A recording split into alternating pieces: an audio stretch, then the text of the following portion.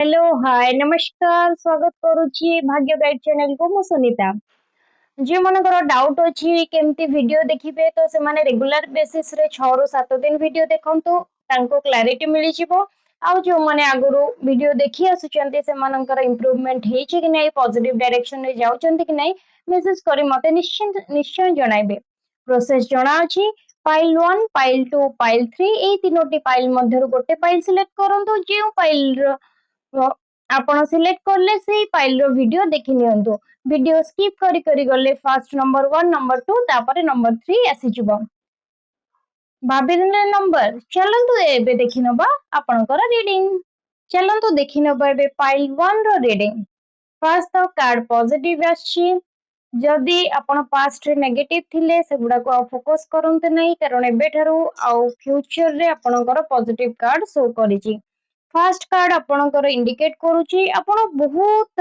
Intelligent ज्ञान आपणक पाखरे बहुत अच्छी बहुत किसी एक्सपीरियंस करिसेंती निज लाइफ रे अन्य को बहुत भलो भलो एडवाइस मध्य दउचंती इजिली कहा को केमती क्षमा दे देबे कहा को बुझेई परिबे आउ आपणकर देखौची जे आपण धार्मिक रीतिनीति को बहुत फॉलो करिवे पूजा पाठ दिगरे अग्रसर होई पारंती बहुत विश्वास अछि ये सब निज ऊपर थिबा विश्वास रो ही प्रभाव ଆପଣଙ୍କ ମନ ଏବେ ବାଲାନ୍ସ ଷ୍ଟେଟ ରେ ରହିବ ଆପଣ ଏବେ ତାକୁ ଯାହା ବି କହିବେ ସେ ଇଜିଲି ମାନିଯିବ କାରଣ ଯେଉଁ ଜାଗାରେ ଆପଣ ଅଛନ୍ତି ସେଇ ଜାଗାକୁ ଗୋଟେ ବ୍ୟକ୍ତି ସେତିକି ଏକ୍ସପିରିଏନ୍ସ ନ କଲେ ଯାଇପାରିବ ନାହିଁ second card world card show କରୁଛି ଆପଣଙ୍କର ଗୋଟେ ସାଇକେଲ ର ଏଣ୍ଡ ହେଲା ଏବେ ନୂଆ ସାଇକେଲ ଆପଣଙ୍କର ଷ୍ଟାର୍ଟ ହବାକୁ ଯାଉଛି ଆପଣଙ୍କୁ ସକ୍ସେସ୍ ମିଳିବ ପାଷ୍ଟ ଯେତିକି ଆପଣ କଷ୍ଟ କରିଛନ୍ତି ଯେତିକି ହାର୍ଡୱାର୍କ କରିଛନ୍ତି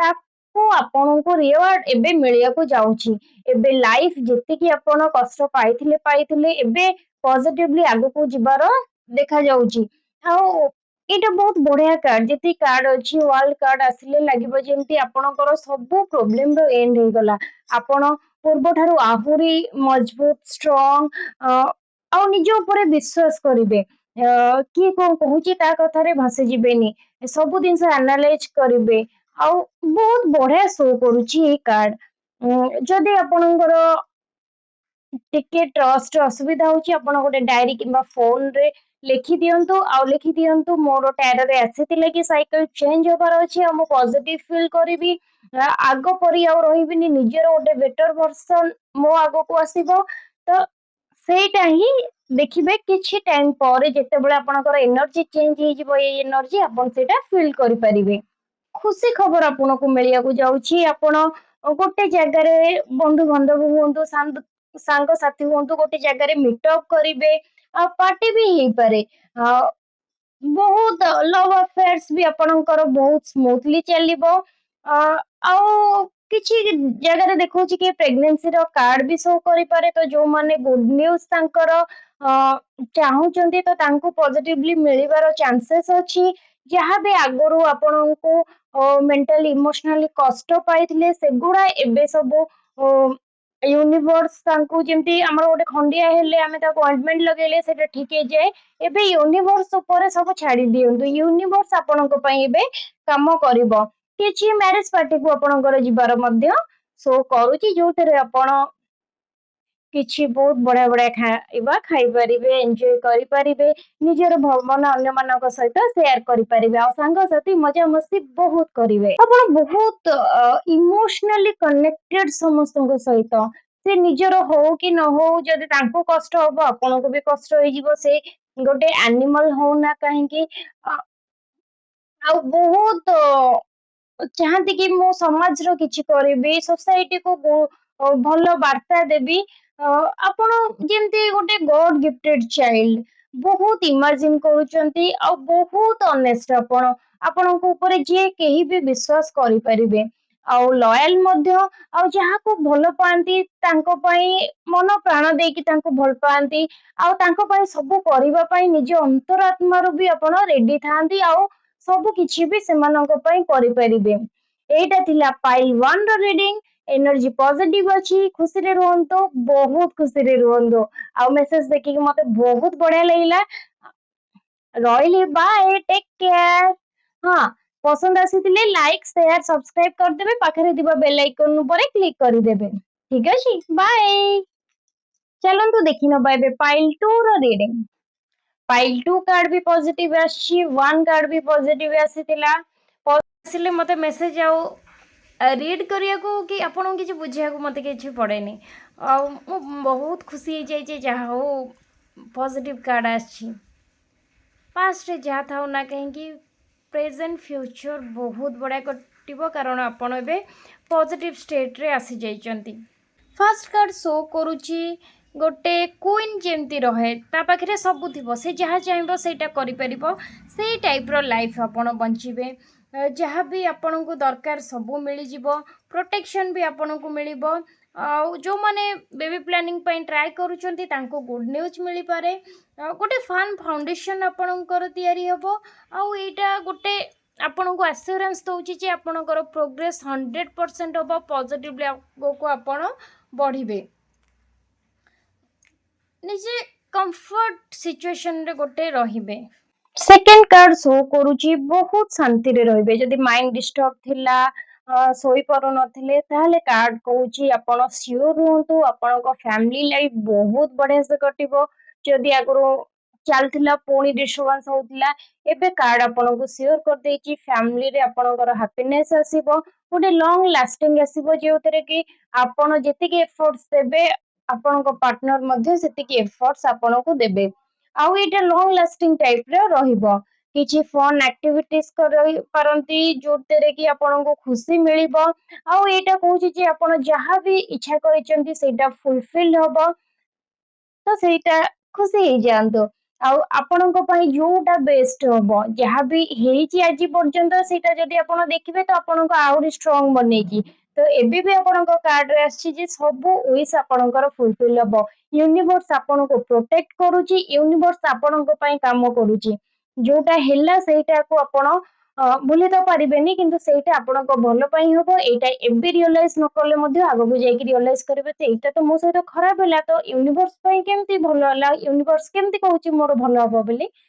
ତ ଟାଇମ କୁ ଅପେକ୍ଷା କରନ୍ତୁ, ଆନ୍ସର ଆପଣଙ୍କୁ ମିଳିଯିବ। ନୂଆ ଏନର୍ଜି ଆପଣଙ୍କ ଭିତରେ ଆସିଯାଇଛି, କିଛି ଅପରଚୁନିଟି ଆପଣଙ୍କୁ ମିଳିପାରେ।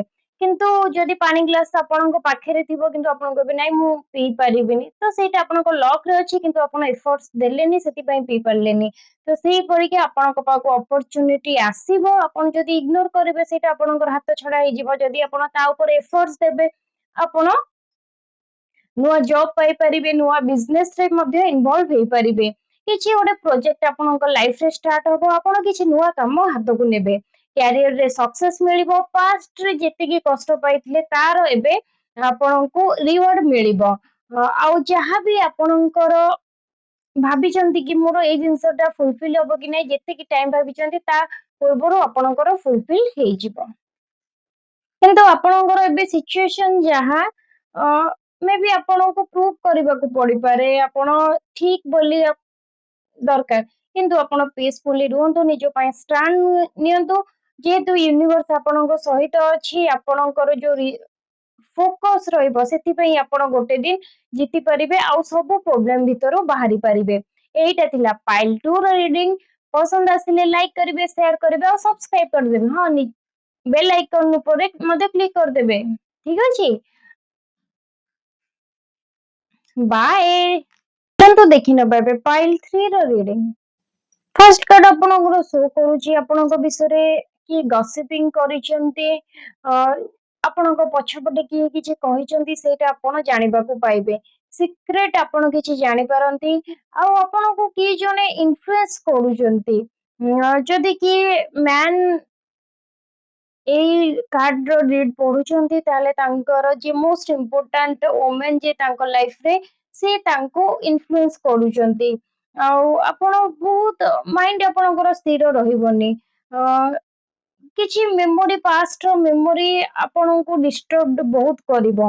ଆପଣ କିଛି ଟାଇମରେ ପଜିଟିଭ ରହିଲେ ମଧ୍ୟ ସେଇ ସବୁ ଜିନିଷ ଆପଣଙ୍କ ମାଇଣ୍ଡରେ ହେଭି ହବାର ଚାନ୍ସେସ୍ ଶୋ କରୁଛି। ଆପଣଙ୍କ ଲାଇଫରେ ଗୋଟେ ଇମ୍ପୋର୍ଟାଣ୍ଟ ପଏଣ୍ଟରେ ଆପଣ ପହଞ୍ଚିଛନ୍ତି।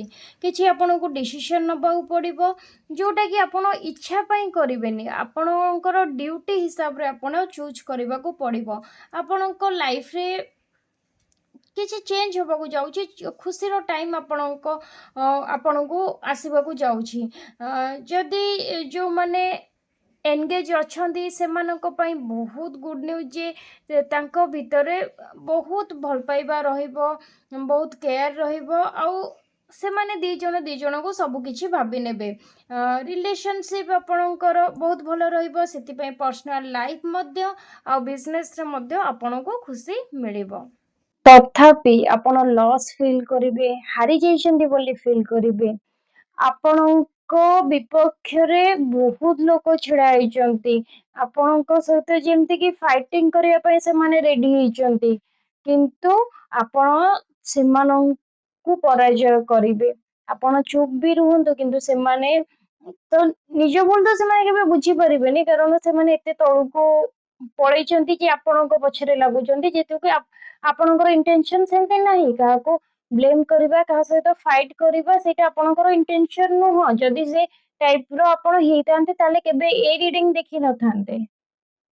ସେଥିପାଇଁ ସତ୍ୟର ଜୟ ହବ। ଆପଣ ନିଜ ଉପରେ ଭରସା କରନ୍ତୁ, ୟୁନିଭର୍ସ ଉପରେ ଭରସା କରନ୍ତୁ। ଆପଣଙ୍କ ଏଗେନଷ୍ଟରେ ଯିଏ ବି ଯାଉ, ଆପଣ ଯେମିତି ଗାଡି ଷ୍ଟାର୍ଟ କଲା ବେଳକୁ ବ୍ୟାକ୍ ଟ୍ରାକ୍ କରିବେ, ପୁଣି ଗାଡି ଷ୍ଟାର୍ଟ କରିକି ଆଗକୁ ଯିବେ, ସେଇ ଟାଇପ ର ସିଚୁଏସନ ହେଇଯିବ। ଚେଞ୍ଜ କୁ ଆକ୍ସେପ୍ଟ କରନ୍ତୁ। କିଏ ବଦଳିଗଲା, ହଁ ମୁଁ ଜାଣିଛି ସେ ବଦଳିଯିବ। ଦୁନିଆ ଏମିତି, ନିଜକୁ ଯେତେ ଆପଣ ମୋଟିଭେଟେଡ କରିପାରିବେ, ଷ୍ଟ୍ରଙ୍ଗ କରିପାରିବେ, ଏଇ ସିଚୁଏସନ ରେ ଆପଣ ରହିପାରିବେ। ଯେତିକି ପଇସା ଅଛି ତାକୁ ଆପଣ ଭଲ କାମରେ ଲଗେଇବେ, କାହାକୁ ହେଲ୍ପ କରିପାରନ୍ତି, କାହାକୁ ଗିଫ୍ଟ ବି କିଛି ଦେଇପାରନ୍ତି। କିନ୍ତୁ ସେ କହିଛି ଯେ ଯେତିକି ଆମାଉଣ୍ଟ ଅଛି ଆପଣ ସବୁ ଗିଫ୍ଟରେ ଦିଅନ୍ତୁନି, କି ସବୁ ସମାଜରେ ଲଗାନ୍ତୁନି, କି କାହାକୁ ସାହାଯ୍ୟ କରିବା ପାଇଁ ଦେଇ ଦିଅନ୍ତୁନି। କାରଣ ଯଦି ଆପଣ ଦେଇଦେବେ ଆପଣଙ୍କ ପାଖରୁ ସରିଯିବ, ଆଉ ଆପଣଙ୍କୁ ଦେବା ଟାଇମରେ କେହି ବି ନଥିବେ। ଏଇ ମେସେଜ ୟୁନିଭର୍ସ ଆପଣଙ୍କୁ ଦଉଛି, ମାନେ ବହୁତ କିଛି ଏଥିରୁ ଆପଣ ବୁଝନ୍ତୁ। ନିଜର ଅର୍ଥକୁ ବହୁତ ବୁଝି ବିଚାରି ଖର୍ଚ୍ଚ କରନ୍ତୁ, କାରଣ ଥରେ ହାତରୁ ପଳେଇଲେ ଅର୍ଥ ରାଶି, ସେଇ ଅର୍ଥ ରାଶି ଆଉ ଆସିବନି, ଯୋଉଟା କି ଆମକୁ ଫ୍ୟୁଚରରେ ହେଲ୍ପ କରିବ। ଆପଣଙ୍କୁ କେହି ଜଣେ ଫାଇନାନ୍ସିଆଲ ସପୋର୍ଟ କରିପାରେ, ଆପଣଙ୍କ ଭିତରେ କିଏ ଜଣେ ଟ୍ୟାଲେଣ୍ଟ ଦେଖିପାରେ କି ଏତେ ସବୁ ଟ୍ୟାଲେଣ୍ଟ ୟାଙ୍କ ମଧ୍ୟରେ ଅଛି।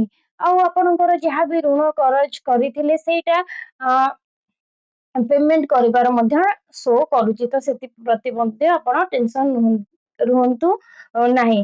କାର୍ଡ ପୁରା ପଜିଟିଭ ନ ଆସିଲେ ବି 20% ନେଗେଟିଭ ଆସିଛି, ତା ଉପରେ ଆପଣ କାମ କରିବାକୁ ପଡିବ। ଏଇଟା ଥିଲା ପାଇଲ୍ 3 ର ରିଡିଂ। ପସନ୍ଦ ଆସିଲେ ଲାଇକ୍, ସେୟାର ଆଉ ସବସ୍କ୍ରାଇବ କରିଦେବେ। ପାଖରେ ଥିବା ବେଲ ଆଇକନ ଉପରେ କ୍ଲିକ କରିଦେବେ। Bye, take care.